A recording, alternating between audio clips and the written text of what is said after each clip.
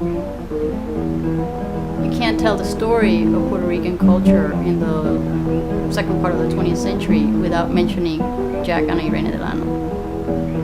When I started talking to the Delano family about bringing the collection here to Colombia, it really never occurred to any of us that it would arrive at the time where the entire world's attention was going to be focused on Puerto Rico as a result of Hurricane Maria.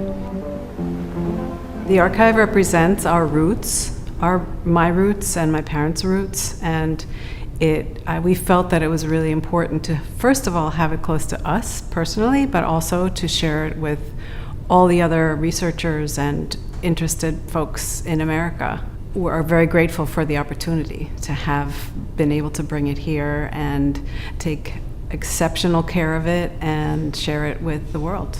The Jack and Irene Delano collection is very rich in materials. It has thousands of items that fall into different categories. It has an abundance of letters, both professional and personal, family. It also has drawings and sketches that were part of either a book project or holiday cards, like different end products. It has all of the photographs that became part of Jack Delano's book, Puerto Rico Mío, which were chronicling Puerto Rican life in the 40s through the 80s. We are very excited to have the Jack and Irene Delano archive come to Colombia. It will be sit at the center of our Latino arts and activism collection, and will appeal to researchers from all different places and backgrounds with a wide variety of questions relating to their long and colorful career. I grew up in Puerto Rico, and I always remember the presence of Jack and Irene Delano in Puerto Rican public culture. Jack Delano's work was definitely formative to my own as a filmmaker and as a scholar of Puerto Rico.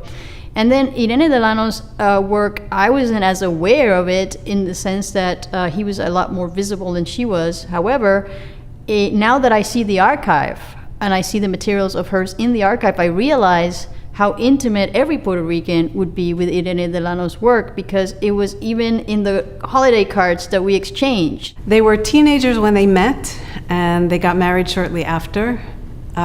They were both working on a photographic project together at the time.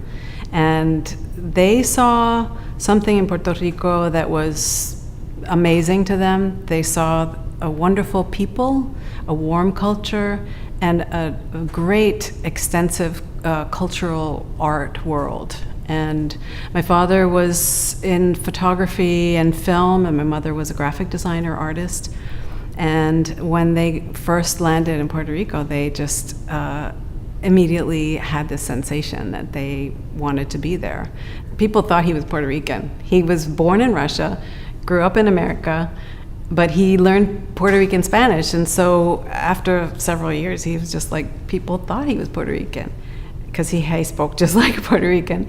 They spent their entire lives there. So it was a devotion that I feel that alone can be inspiring to other Puerto Ricans. The people of Puerto Rico and the diaspora, as Jack had chronicled in earlier decades, are again showing their enormous resiliency. If you compare that period with the current period, we're seeing how large forces, economic, social, political forces, are creating similar conditions of people leaving the island in great numbers, creating an enormous diaspora, but a diaspora that remains deeply connected to their homeland.